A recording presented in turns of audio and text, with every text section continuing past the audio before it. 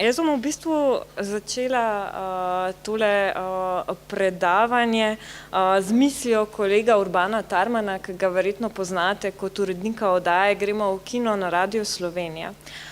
Se mi zdi, da ta misel tako dosti dobro povzema nekako, kaj mogoče je vloga in pomen filmske kritike.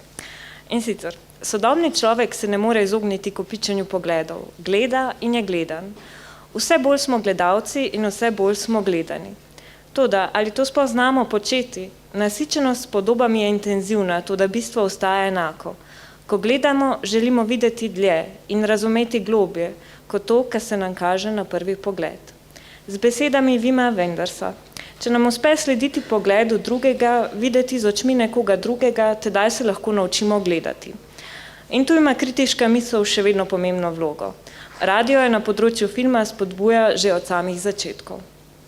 Lahko bi rekli, da za razliko od drugih medijev, ki operirajo z vizualnim gradivom, radio morda ni najbolj domač teren za predstavljanje sedme umetnosti. A pravzaprav sta tako Radio Študent kot Radio Slovenija nekako domicil filmske umetnosti že od samega začetka. Nenazadnje je prva radijska oddaja o filmu na Radio Slovenija zaplavala v eter že leta 1946, medtem ko je film na Radio Študent doma že od čistega začetka, to se pravi leta 1969, dobrih 54 let. Jaz vam v bistvu predstavljam tak mal zgodovinski pregled filmske misli na radiju, ki sva ga pripravila skupaj z Urbanom Tarmanom za filmsko-kritiški simpozij Jesenska filmska šola lani oktobra v Slovenski kinoteki.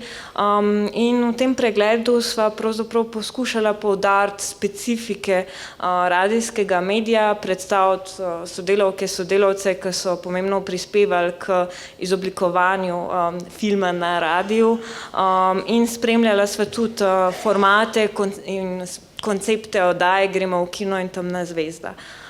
Zdi se mi pomembno izpostaviti, da sta Radio Študent in Radio Slovenija zaradi sistematičnosti, rednosti in poglobljenosti igrala in še vedno igrata pomembno vlogo pri vzpostavljanju filmske kulture v najširšem slovenskem prostoru.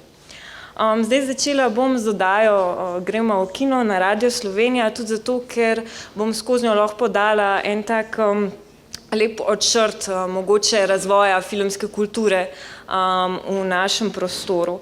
In sicer prva povojna leta in jugoslovanska ustava leta 1946 radio razglasi za splošno ljudsko premoženje.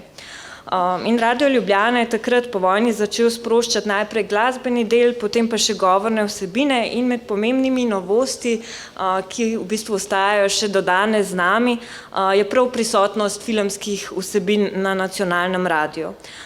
Specializirana oddaja o filmih izrednega sporeda naših kinematografov v bistvu ostaja pomemben del radijske krajine in mogoče je tudi zanimivo poudariti, da pravzaprav je takrat film po vojni nekako v nekem tem kulturno prostočasnem življenju ljudi igral večjo vlogo. Kinoti so bili pravzaprav precej bolj zasedeni kot danes, število gledalcev je bilo precej večje. In tako je prva radijska oddaja šla v eter 4. oktobra 1946, to je bil petek, na nacionalki, nacionalnem radiju še vedno lahko spremljate oddajo o filmu ob petkih in sicer v večernem prime terminu. In takrat se je posvečala predvsem filmom, ki so jih vrteli po Ljubljani. Prva urednica, ime boste verjetno prepoznali, je bila Kristina Brenkova. To je bil čas, preden je ona v bistvu prestopila leta 1948 k Mladinski knjigi in se posvetila urejanju, prevajanju in pisanju literature. Zdaj, če boste malo poslušali imena, ki jih bom nametala sploh v kontekstu Radia Slovenija, je pravzaprav zanimivo, da bolj kot kakšni filmski ustvarjalci, umetniki ali pa tako so pravzaprav ustvarjalci teh radijskih vsebin večinoma neki uredniki, prevajalci, ki se v osnovi ukvarjajo bolj z literaturo kot s filmom.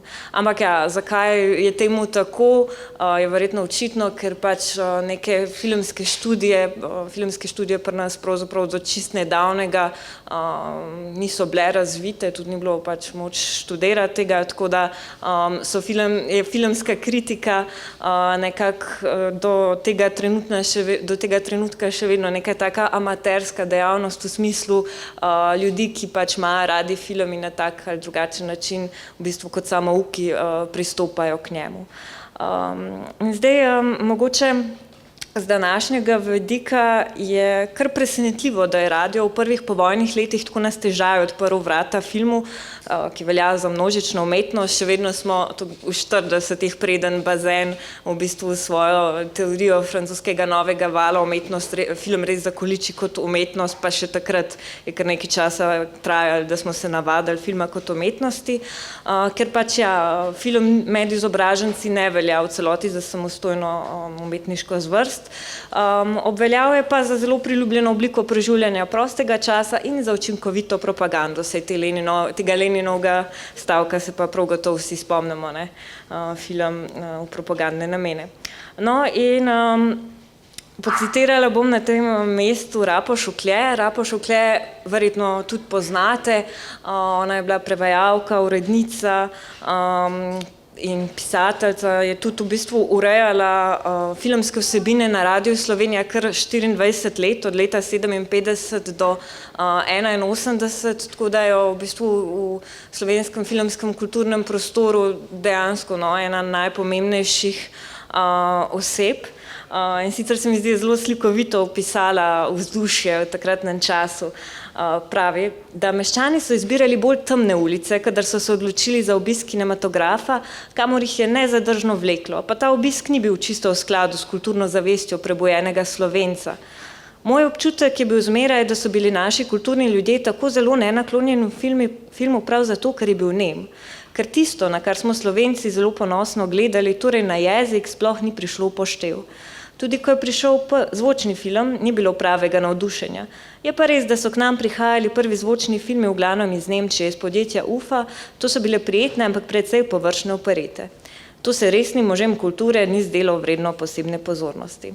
No, ampak po vojni je mogoče en tak velikih promotorjev filma pravzaprav nihče drug kot Tito, ki je z ljudsko skupščino delil podatek, da je jugoslovanske kinematografe v letu 1948 obiskalo skoraj 58 milijonov gledalcev. Iz česar je izpeljal ugotovitev, to je dokaz, da pri nas hitro rastejo kulturne potrebe najširših slojev našega ljudstva. Film je pa dobil pravzaprav tudi precej veliko podporo vse skozi. No, in po vojni Ljubljanski radio je spremljal spored ljubljanskih kinematografov in se odzival celo hitreje kot na gledališke premiere, prav na filmske predstave. In da si malo predstavljamo, kakšen je bil program v teh časih, bom spet pocitirala Šuklje, ki pravi, da predvajala so se pogrošna komercialna ameriška roba iz predvojnih zalog in številni sovjetski filmi z izključno agitacijsko propagandno funkcijo, ki so pomenili glavnino tedanjega programa. Pri tem pa je oddaja opozarjala na malo številna resnična kakovostna filmska dela, bodisi so ta prihajala z vzhoda ali zahoda. To se pravi, nekako radio je igral neko tako pomembno sito. Zdaj ne opozorim, da to so še vedno časi, ko pravzaprav se v radiju ni pisalo, ali pardon, v filmu ni pisalo ali pa poslušalo veliko. Revija Ekran je bila nenazadnje ustanovljena šele leta 1962. To se pravi, je kar nekaj časa film nekako visel ob strani, bom rekla, neke te kulturno-intelektualne sfere, pa če tudi razmišljamo potem recimo o prvih sodelavcih revije Ekran, so bili to v veliki meri pravzaprav profesori literarne teorije na filozofski fakulteti, recimo tudi Dušan Pirjevec, veliko piše Niko Grafenauer in tako naprej. Tako da v bistvu preden se film v Sloveniji nekako osvobodi vseh drugih nekako, vseh drugih umetniških zvrsti, traja kar nekaj časa. No, in en tak prelomen trenutek za v bistvu filmsko oddajo, ki je nekako tudi zelo spremenil način, kako se je govoril in poročal v filmu, je bil pravzaprav nastanek prvega slovenskega celovečerca Na svoji zemlji, Franceta Štiglica leta 1948. Zakaj? Ker takrat se je pravzaprav v eter poleg neke te kritiške misli nekako zapisala tudi prva poročila o vsesplošnem filmskem dogajanju. Kako je potekalo snemanje, kakšni pripetljaji, zadeve v glavnih igralcih in tako naprej. Zdaj po odhodu Brenkove urednikovanje prevzame še en pesnik, Peter Levec, za njim pa zdaj res pride potem Rapa Šuklje. Zdaj oddaja pravzaprav že v tem času, v začetku 50-ih, dobi dolžino polurnega formata, kar je kar en tak luksus, bi lahko rekli, in ohranjajo še danes. In tudi Rapa Šuklje nekako velja za prvo novinarko, ki je prodrla tudi v mednarodne vode. Orala je ledino, kot bi lahko rekli, na filmskih festivalih vse od Pulja, Berlina, Kana in Benetk. No, in mogoče, če še malo razmišljamo o samem položaju filma na radiju ali pa v kontekstu radijskega medija, je v bistvu precej zanimivo, no, da je toliko zgodaj pridobil na takem pomenu, ker pravzaprav je veljalo tudi v razmerju do slovenskega filma že od samega začetka, so se nekako borili proti, če omenim samo dva stereotipa, temu, da je film pravzaprav dekla literature ali pa da je preveč gledališki. Tako da je v bistvu neka ta zelo stabilna pozicija filma v medijih pravzaprav precej nenavadna.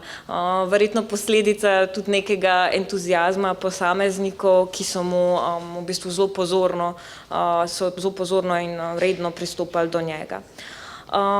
Tako da ja, že takrat je bil sicer samo en radijski program, to se pravi Gremo v kino je domoval na prvem radijskem programu in kmalu že razširil ekipo, imeli so sodelavce po vsej Sloveniji. Zdaj, zakaj je to pomembno? Zato, ker so kinematografi takrat pač ni bilo ene mreže, kjer so pol vsi vrteli malo tako iste filme, ampak je bilo v bistvu precej bolj decentralizirano lokalna filmska kultura in je bilo zelo v bistvu velik pomen, so dajali tudi različnim glasovom, tako da so v bistvu prebirali tudi poročila poročevalcev, ne vem, iz Kranja, Celja, Maribora.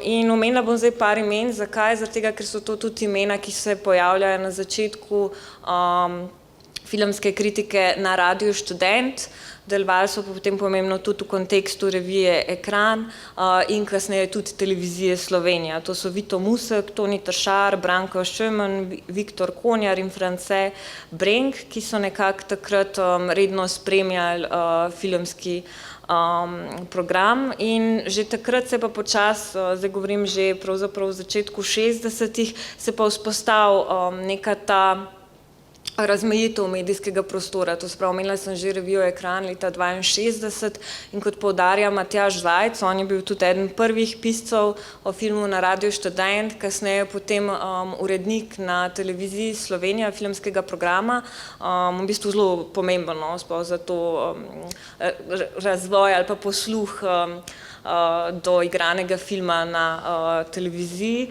Pravi, da je v bistvu Ekran zdaj zavzel neko ali pa vzpostavil neko platformo za predstavljanje neke bolj poglobljene, specializirane teoretske filmske misli. V tistem času je pripeljal pač predvsem francosko filmsko teorijo, medtem ko je Gremo v kino se lahko v bistvu posvetila nekim tem malo poljudnejšim odzivom na sproten filmski program.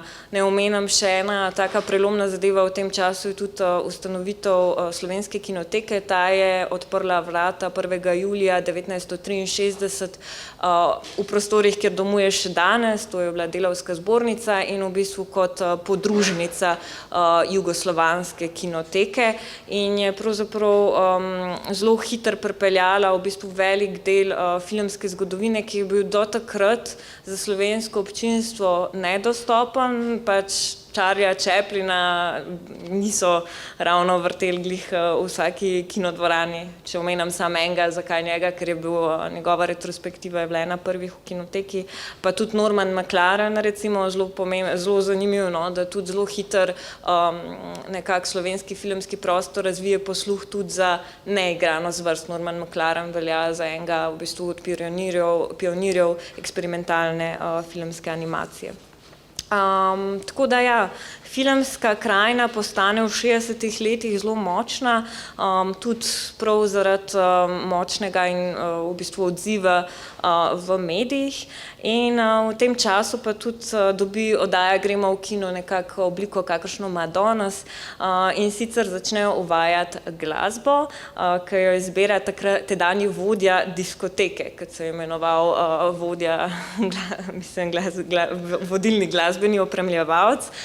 Ja, za razliko v bistvu od oddaj na Radiu Študent, kjer sploh Temna zvezda, kjer v bistvu avtor oddaje sam izbere glasbeno podlago, tega privilegija ustvarjalci na nacionalki žal nimajo. No in tudi ime oddaje Gremo v kino pravzaprav izhaja iz tega časa, iz 60-ih let, spomnil se ga je nišče drug kot Veno Taufer in sicer Šuklje komentira ta izbor naslova, bom prebrala citat, ker se mi zdi, da kar tak slikovit. Najprej se mi je zdelo malo preodločno, na drugi strani pa je res. Naš namen je bil privabiti ljudi v kino, gledati dobre filme. In tukaj je vprašanje pametnih kritikov, ki znajo narediti stvar tečno ali tekoče, ugodno, prijetno za poslušanje, ne glede na to, kaj reče ali mislijo o filmu. Oblika mora biti narejena tako, da za roke pelje gledalca v kino. To je ena stvar, na katero se bom kasneje, ko bom govorila o Radiu Študent, referirala kot na radiofoničnost. Več o tem kasneje, ampak ja, v bistvu res pozornost ali pa kar dela pravzaprav filmsko kritiko na radiju drugačno je vsekakor to subtilno zaznavanje in razumevanje medija, to se pravi zvočnosti, ki brano besedo pač dela drugačno od govorjene. No in 60. leta so pomenila razcvet v smislu, da kar 45 minut na teden je bilo posvečeno filmu ob sobotah. Poročalo se je ne samo o filmih z tekočega sporeda, ampak tudi prišli so že prvi, številni intervjuji s slovenskimi tujimi jugoslovanskimi igralci. Zdaj v 70-ih letih, ko pridobimo tudi drugi radijski in tretji radijski program, se pravzaprav oddaja Gremo v kino razbremeni, dobimo 5-minutni filmski vrtiljak na drugem programu, ki je bil že takrat bolj tako zabavno naravnan, prej kot kritično. Na tretjem programu je bila filmska kinoteka v uredništvu Branka Šemna, on je bil tudi sodelavec Radia Študent sicer in Gremo v kino ostaja na prvem programu. Zdaj, kar je tukaj še pomembno izpostaviti na ravni vsebine, pa je to, da poleg pač spremljanja rednega programa po Sloveniji in po svetu, v tem času pomemben del vsebine se posveča tudi filmski vzgoji. To je v bistvu ena zadeva, kot tudi danes, kar pogosto pravzaprav izpade iz neke kritične obravnave, kar se mi zdi v bistvu kar en velik manko, sploh pač glede na to, da je nekako, kaj bi rekla, neko temeljno poslanstvo medija tudi vzgoja na nek način ali reflektiranje vzgoje. Takrat se je temu posvečala Mirjana Borčič, prav gotovo poznate, pionirka filmske vzgoje pri nas. V Pionirskem domu je recimo vodila tudi pomemben filmski klub, iz katerega so zrasli mnogi profesionalni in neprofesionalni filmarji, ki jih spremljamo še danes. Sicer pa ena zelo zanimiva stvar, v tem času se filmske oddaje tudi posvečajo kritiki televizijskega programa. To recimo lahko opazujemo tudi v reviji Ekran, če boste šli listati po arhivih, je ful zanimivo, ker v vsakem ekranu in tudi v oddajah Gremo v kino, recimo so prav analize, tako, ne samo filmov, ki so se predvajali, ampak tudi v bistvu poročil in podobnih v bistvu delov televizijskega programa. In zdi se mi, da je res ena velika škoda, da tega že dolg časa v bistvu redno ne moremo spremljati v naših medijih. Nenazadnje se tudi na Radiu Študent se temu v bistvu niti ne posvečamo in v bistvu odsotnost neke redne kritike televizijskega programa je prav gotovo pač prispevala k razgradnji televizije, ki smo jo priča pač danes. Ampak okej, gremo naprej v 70. 70. kot vsi vemo, po vsem svetu obdobje stagnacije in tudi na Radiu Slovenija in sicer film kar naenkrat ni več pomemben, v bistvu oddaja izgubi svoj redni termin, se prestavlja, nekaj mestov je sploh ni. In šele nekako v 80-ih, leta 81, ko uredništvo prevzame Marjan Strojan, pride nazaj. In takrat v bistvu, od takrat naprej, no, brez prekinitve, še danes živi na način, kakršno jo poznamo. Je pa Strojan, mi je bilo zanimivo, Urban mi je poročal, da je, ko je Marjan Strojan prevzel uredništvo, je naredil kar par sprememb, recimo v avizu in podobnih zadevah in takrat so se ljudje odzvali kritično in so bili jezni. V bistvu, tako zelo so oddaje Gremo v kino imela tako poslušanost in tako tradicijo, da pravzaprav najmanjša sprememba, recimo aviza, je povzročila ogorčenje in so mogli iti nazaj na staro verzijo. Zdaj za Marjanom Strojanom pride Živa Emeršič, danes pa v bistvu oddajo urednikujejo Ingrid Kovač Brus, Matej Juh, Tesa Drevjuh, Tina Poglajen in Urban Tarman, verjetno imena naših kolegic in kolegov, ki jih vsi poznamo. Ma pa še vedno pač oddaja več zunanjih sodelavcev, trenutno najbolj aktivna iz RS-ovskih krogov sta Petra Meterc in Moani Sinanovič. Zdaj, kar mi je bilo mogoče zanimivo, ko sva se z Urbanom pogovarjala o nekem poziciji ali pa podobi filmske oddaje na radiu, na najinih medijih, na najinih frekvencah, mi je bila ta njegova opazka, da se mu zdi, da je oddaja Gremo v kino, da je to format, ki je zelo konzervativen, ampak pravzaprav on to konzervativnost v teh časih, ko je v bistvu, ko smo preplavljeni z neskončnimi dražljaji z vseh strani, vidi kot nekaj pozitivnega, če ne celo subverzivnega. To se pravi, neka ta nevsiljivost, razsodnost, profesionalnost in v bistvu čas, ki zelo tako v bistvu neobremenjeno teče ob tem, ko poslušamo izčiščene misli na radiu kot nekaj zelo pomembnega. No. In zdaj v tem drugem delu svojega prispevka se bom pa posvetila Radiu Študent, ki ga bom pa začrtala nekako prav iz te, če je Urban izpostavil Radio Slovenija kot nevsiljiv in razsoden, sta to dva pridevnika, ki Radia Študent prav gotovo ne opisujeta. Nevsiljiv in razsoden. Nevsiljiv in razsoden. Ja. Okay. Tako da ja, Radio Študent gotovo to ni. Ampak ja, zdaj bom postavila vse skupaj malo v zgodovinski kontekst, če smo že načenjali zgodovino, čeprav tukaj prisotne in prisotni verjetno zgodovino RS-a poznamo do zadnje podrobnosti, pa vendarle. No. Radio Študent je ena najstarejših, neodvisnih, nekomercialnih in alternativnih radijskih postaj ne le v Sloveniji, temveč v Evropi.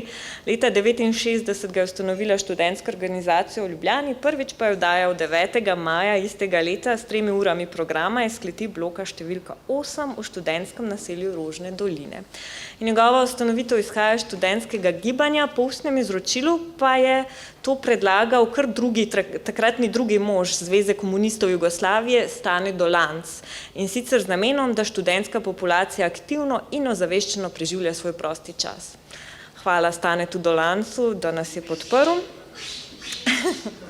Ja.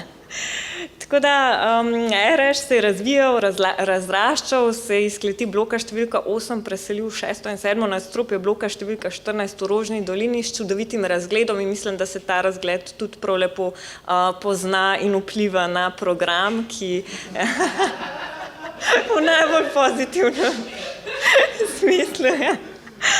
No, in če v začetku, sploh od začetka je bila res v ospredje radijskega etra v prvi vrsti postavljena glasba, to se pravi predvsem avantgardni, napredni, eklektični, obstranski tokovi, za katero v srednjih medijih ni bilo prostora. Skozi desetletja pa se je oblikoval tudi močan diskurziven program, v ospredje katerega se poleg kritične drže postavlja tudi idejo zvočevanja glasov z obrobji. In to se mi zdaj v bistvu zdi nekako taka najpomembnejša značilnost pravzaprav Radia Študent, to se pravi dajanje glasov tistim, kjer pač drugje nekako ne dobijo pravzaprav te možnosti in zdi se mi, da je to pravzaprav tudi odnos, ki ga Radio Študent recimo vzpostavlja do filma. To se pravi, bolj kot da bi se posvečali nekim uveljavljenim mainstreamovskim v bistvu filmskim prostorom, kulturam in naslovom, dajo v bistvu Radio Študent prostor tistemu, kar je na robu. In zdaj, če smo že malo opisovali, kakšen značaj Radia Študent, se mi zdi pomembno omeniti tudi njegovo zvočno podobo, etrski zven, ki je prav tako eklektičen, bi rekla tako, takih nemirno ostrih robov, njegov jezik in diskurzivno linijo pa karakterizirajo duhovitost, humor, sproščenost, večen dvom in cinizem. Zdaj slednji se v globini in ostrini iz obdobja v obdobje, odvisno malo od zeitgeista generacije, bi rekla, spreminja. O tem pa verjetno najbolje pričajo radijski džingli. Se mi zdi, da vzpostavljajo en tak lep pregled vseh značajskih odtenkov Radia Študent. In zdaj še ena pomembna lastnost, ki tudi Zdaj, mogoče se vam zdi malo nenavadno, da pač sam značajsko opisujem Radio Študent, sam to delam zato, ker se mi zdi, da zelo pomembno pravzaprav tudi vse to vpliva na to, na kakšen način Radio Študent lahko in želi misliti v filmu. In v bistvu en pomemben del tega je pravzaprav skupnost. In sicer na RŠ je bil pač vedno odprt prostor za drugačnost, različnost, raznolikost, kar na nek način vključuje tudi to, da ne ločujemo med visoko in nizko umetnostjo, nazadnje, če smo že pri tem. In pravzaprav je pač film, se mi zdi nekako, kar ima nek tak najbolj domač habitat prav na Radiu Študent. In v bistvu ta množina ljudi, ki prihaja skozi te prostore, odpirajo res zelo različne perspektive, ki ima pa vsaka po sebi res veliko vrednost. Tako da s tem želim pa tudi nadaljevati do naslednje točke, ki je pa v bistvu pomen RŠ-a kot neke neformalne izobraževalne institucije, čez katero smo vsi bolj kot ne šli. In v bistvu, zakaj se mi zdi, mislim, RŠ ne izdaja nekih formalnih certifikatov, ampak je v bistvu to, kar pride z njim, to se pravi ta nekak razvoj te kritične misli in obrtniških spretnosti, ki pride zraven, če delaš na radiju, pravzaprav nekaj, kar v bistvu zelo lepo potem tudi definira v končni fazi samo misel, samo filmsko misel. In tukaj bom pa zdaj uvedla pojem radiofoničnosti, ki je verjetno nekaj, kar vajenci in vajenke vedno zastrižejo z ušesi in tudi, ko pišeš prve tekste na Radiu Študent, je to komentar, ki ga najpogosteje dobiš in ti ne zna nihče povedati, kaj to čisto zares je in tudi jaz ne bom se sploh trudila povedati, kaj pomeni biti radiofoničen. Ampak ja,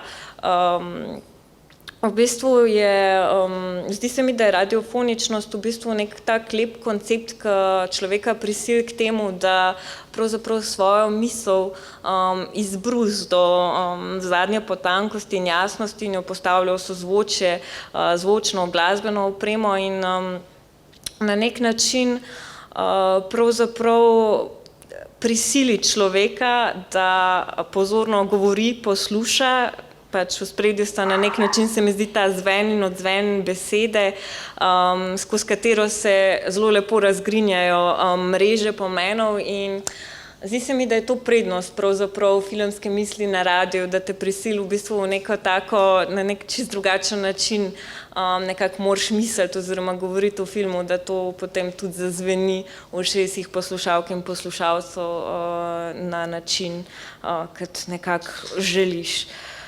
No, ok, dobro, dosti filozofiranja, zdaj bom še malo povedala, kako domuje filmska kritika na Radiu Študent. Kot sem že omenila od samega začetka, imena Matjaž Zajc, Sašo Šrot, Branko Štuman so bila pravzaprav prva, ki so delovala na tem področju, vsi torej pri sodelavci revije Ekran, RTV-ja, kasneje tudi še kakšnih drugih politično-uredniških funkcij na kulturnem področju. Tako da, zdaj, kar je v bistvu zanimivo, tako v kontekstu Radia Študent kot v kontekstu Radia Slovenija je, da če želiš iti brskati zares po arhivih in iti poslušati, kako so zdaj za vraga izgledale te filmske recenzije vseh teh desetletjih, tega materiala ni. Tudi na Radiu Slovenija ga ni, razlog je pač zelo preprost. Snima se na trak in ker so šparali, in se jim je zdelo pač, zakaj bi to beležili, so pač trak uporabljali in tako je zgodovina enostavno zavedno izvenela v eter. Škoda, ja, se absolutno strinjam. Tako da žal vam nisem mogla prinesti nobenega res starega arhivskega posnetka, ampak ja, ok. Na RŠ imamo trenutno filmu posvečeno oddajo Kinobar, v dnevnem terminu pa serijske motrice, ki se ukvarjajo bolj s to, v bistvu se je ta oddaja nastala bolj v kontekstu vzpona tako imenovane kvalitetne televizije in ker je kvalitetna televizija danes v zatonu, je tudi ta oddaja, se mi zdi, šla v zaton. Ampak kar je mogoče specifika pokrivanja filma na Radiu Študent je to, da je ta pravzaprav na nek način zelo nereden. Ok, imamo avtorsko oddajo Temno zvezdo, ki se bom potem malenkost posvetila, ki pač mesečno redno pokriva filmski svet na tak ali drugačen način. Medtem, ko pravzaprav v bistvu v bistvu idealna pozicija filmskega kritika na Radiu Študent je to, da mu ni treba zdaj pisati kar v vsakem filmu, ki pride na filmski spored, ampak ima ta privilegij, da pravzaprav izbere in se pač tisto, o čemer želi pisati, da res v bistvu da čas in prostor tistemu, kar se mu zdi vredno z pozitivnega, zdaj negativnega vidika pokrivati. Zdaj, mogoče bom rekla, da je to na nek način ta pristop včasih tudi malo negativen. Zakaj? Zato, ker se mi zdi, da je mogoče dobro večkrat kritično prevrednotiti tudi neke stvari, ki nam mogoče niso najbolj blizu, ravno zato, da pač imajo nek odmev in nekako dajo pač možnost misliti tudi na drugačen način.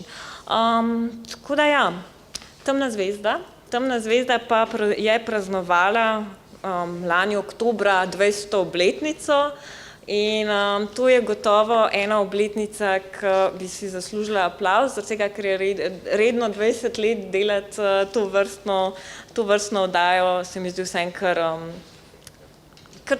izziv. Tudi bom rekla, jaz, ko sem se odločila, da je čas, da počas predam štafeto naprej, ni bilo tako samoumevno najti dveh predanih osebkov, ki bi vsak mesec redno poglabljala v filmske svetove. Tako da Oskar in Lenart, ful hvala, da sta se odločila.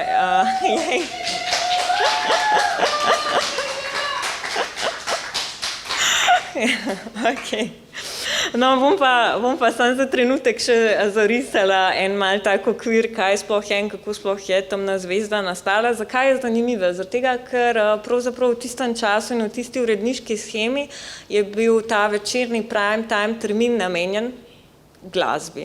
In v bistvu teh diskurzivnih, tovrstnih oddaj niti ni bilo. Potem pa je prišla Temna zvezda Aleksandra Goropevšek leta 2002 in je bila pravzaprav prva v vrsti na RKHV-ju do vseh teh teorem in podobnih, ki je dubla mesto v prime terminu. In zdaj, Aleksandra je v bistvu idejo za oddajo dubla potem, ko je Mateja Valentinčič, ki jo tudi vsi poznamo trenutno kot novinarko na TV Slovenija, zapustila radio, ona je takrat edina se nekako ukvarjala s filmom. In Temna zvezda se je začela ambiciozno, 2-krat na mesec, taka bolj novinarska oddaja, ki je poročala o dogajanju na filmskem svetu, je delala intervjuje, zelo v bistvu podrobno se je lotevala najrazličnejših tem in kar se mi zdi v bistvu pomembno izpostaviti je naslov. Naslov sicer izhaja, verjetno vsi veste, iz Carpenterjevega filma Dark Star. Zdaj, Temna zvezda ima podnaslov o skritih straneh filmskega vesolja in to je točno to, kar je v bistvu, zakaj se je Aleksandra odločila, da bo vzela ta naslov, je zato, ker je hotela nekako poudariti en velik manko v filmski distribuciji v našem prostoru, namreč sploh takratna kinematografska ponudba v začetku 2000-ih je bila zelo, to se pravi, ljubljanski kinematografi se zapirajo, en velik del v bistvu komercialnega filma pravzaprav nima mesta nekjer, slovenska kinoteka nekako plava, kjer plava Kinodvor, takrat je v bistvu še reprizni kino in v bistvu ful en velik del filma do nas nikoli ni prišel, med drugim tudi Temna zvezda, sam film ni dobil možnosti za predvajanje, tako da to je bil en tak mogoče medklic, da bi v bistvu slovenski filmski prostor rabil še kar veliko, da se razvije. No in od te neke prvega osnutka bolj informativne oddaje, potem leta 2009 prevzameta Nina Cvar in Andrej Tomažin. V bistvu in pod njima oddaja res se razraste v neko tako orang teoretsko in tudi radijsko zelo zanimivo zadevo, sploh Andrej Tomažin v bistvu dela zelo zanimive zvočne eksperimente in kar je tudi spet pomembno, bom se spet vrnila k temu, je pač moment skupnosti. Takrat je bila v bistvu ekipa okoli Temne zvezde zelo v bistvu veliko delovala tudi izven radija, prirejali so bralne krožke, filmske krožke, izdajali neke mini zbornike in tako da v bistvu so bili neko tako sidrišče filmske vzgoje na zelo taki v bistvu poglobljeni ravni, česar danes pravzaprav ne najdemo več, ampak je škoda, je bil res en širši prostor za reflektiranje filmske misli. No, jaz sem od Nine prevzela oddajo leta 2016 in jo odpeljala, kamor sem jo odpeljala, recimo, da sem želela zadržati malo bolj teoretsko linijo, čeprav, kot vedno rečem, nisem segla niti do peta, ampak sem imela pa zelo v redu sodelavce, Naceta Zavrla in Jerneja Trebežnika, ki sta v bistvu, sploh Jernej se je zelo ukvarjal z nekimi neodvisnimi produkcijami, Nace s filmsko teorijo, ker je študiral v tujini, je imel to srečo in možnost, da je v bistvu lahko predstavil do zanimivih vsebin. Tako da in danes smo tukaj. Temna zvezda 2023, Oskar nadaljuje s teoretsko linijo in Lenart, filmski razbojnik, sprevrača avtoritete na tak in drugačen način. Tako da jaz želim Temni zvezdi še eno dolgo, še veliko svetlobnih let, da gori v radijskem etru. In da se pač sej, ne vem, to predavanje je mogoče bilo tako malo suhoparno zgodovinsko naštevanje imen in ne vem, raznih idej, ampak se mi zdi vsem pomembno, da so bila izrečena, da so se postavila nekam v ta prostor, mogoče tudi vam v spomin, zato ker se mi zdi, da itak, sej vemo, zgodovina navdihuje prihodnost, sodobnost in tako naprej in ne smemo pozabiti. Tako da to je namen tega predavanja.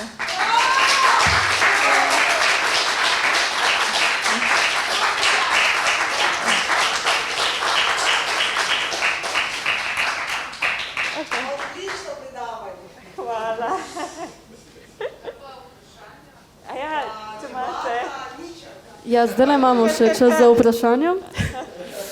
Tako da, a ima kdo kakšno vprašanje?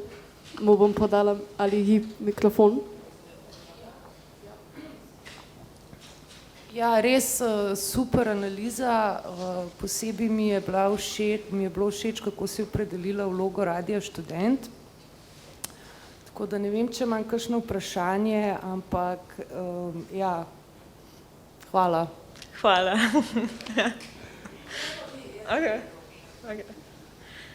Mene pa zanima bodočnost. Kaj pa ti misliš, recimo, zelo si lepo opisala. Jaz mislim, da nekateri moji kolegi še niso gledali prvega slovenskega celovečerca. Jaz pa sem gledala. In sem gledala v črno-beli verziji. Ne v tisti, ki je bila potem narejena v barvni. In to je bilo 27. aprila na RTV Slo 1. In sem bila po eni strani zelo navdušena, po drugi strani to je težka stvar, ne? Tako da jo gledaš bolj kot spominsko ozaveščanje za to, kar. To sem hotela reči, veliko si poudarjala točno to, recimo, kako ti vidiš to zdaj naprej, recimo, kako si že omenila svoja dva kolega, pa si že veliko povedala, ampak na široko bi hotela slišati par stvari, kako zamišljaš tako filmsko produkcijo, kot njeno recenzijo v Republiki Sloveniji, ki hoče biti del ne samo Evropske unije, ampak celega sveta. To je pa zdaj ful težko vprašanje. Ne, ampak mogoče bom za začetek tako rekla, da v bistvu zdi se mi, recimo, kar je še zanimivo opazovati, pa nekako nisem niti toliko naslovila v tem svojem predavanju, kaj je to, da recimo povsod po svetu ful vznikajo filmski podcasti, ne, ta način v bistvu podajanja, poslušanja, razmišljanja o filmu, medtem ko nekako v Sloveniji se to niti ni zares prejelo, ker imamo obodovce, Film Flow je šel tudi ravno kar v pokoj in zdi se mi, da v bistvu v tem kontekstu Radio Študent z nekim tem skoraj institucionalnim okvirjem, ki mu ga vsa ta leta prinašajo, v bistvu ful ena dobra platforma, kjer tudi, če bo na neki točki omagala filmska misel, bo vedno to polje, kamor se bo lahko zasedilo in raslo. Zdaj, ne vem, kar se pa tiče same filmske produkcije, je pa filmska politika v našem prostoru taka, kot je, ne, vedno na vsakem FSF-ju slišimo, da se bo naslednje leto, da se bodo povečala sredstva. Zdaj, kaj to, meni se zdi, da problem je, da nekako tudi zelo enostransko se razmišlja o tem, dali bomo več denarja v produkcijo filmov, ampak kaj pa distribucija filmov, recimo, ne. Tako, se v bistvu je kao ta art kino mreža, ampak če greste v Slovenj Gradec v kino, tam ni nobenega in tam tudi nimajo zares kaj predvajati in ljudje, ki tam tudi delajo program, se mogoče, dajo par zelo komercialnih naslovov in žal niti, tudi če si želijo ukvarjati se mogoče s filmsko vzgojo in nekako predstaviti tudi kaj drugega, enostavno ni posluha za kaj takega, tako da v bistvu je ena zelo pomembna točka v tej celi zgodbi, tudi razmislek v bistvu o načinu distribucije in nasploh decentralizaciji, kar je v bistvu ena taka velika točka. Se pa na neki način same bodoče filmske produkcije veselim, zaradi tega, ker je kar ene par avtoric, ki so dobile sredstva in pripravljajo filme.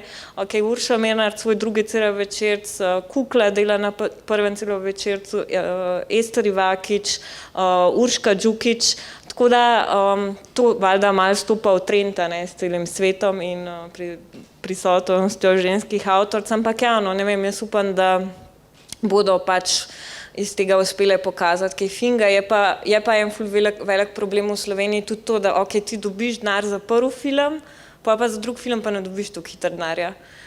Recimo Olmo Merzuka dela na Češkem, ne, on je medtem, ko je njegov kolega, ki je isto star, tukaj posnel mogoče 2 filma, on tam posnel 9 filmov, ne, tako da je ful enih stvari za razrešiti in ja, Ful res. Tako da, ne vem, Maribor bo dobil svojo prvo kinodvorano ali kaj, ali ne. Bomo videli. Ja, ful bo, ampak je ful mejhna. Ful bo mejhna, dejansko noter ne bi spravili niti 3 razredov osnovne šole, kar je pač ful škoda, ker kino ti pa danes ful veliko delajo s tem, mislim, s filmsko vzgojo, ne moč pripeljati sam pol šole, pol generacije. Tako, no, take ful je enih stvari, pač, ki jih bi bilo treba naslavljati. Vse omenila sem že tudi pač, ja, pomanjkanje v bistvu refleksije, pač samih kulturnih politik na področju filma, tega se tudi pri ekranu se tega ful težko kdorkoli lot. Pomanjkanje tudi refleksije televizije konc koncev, ne, pač ful enih stvari, ki ostajajo odprta bojna polja. Ja, tako. Okay.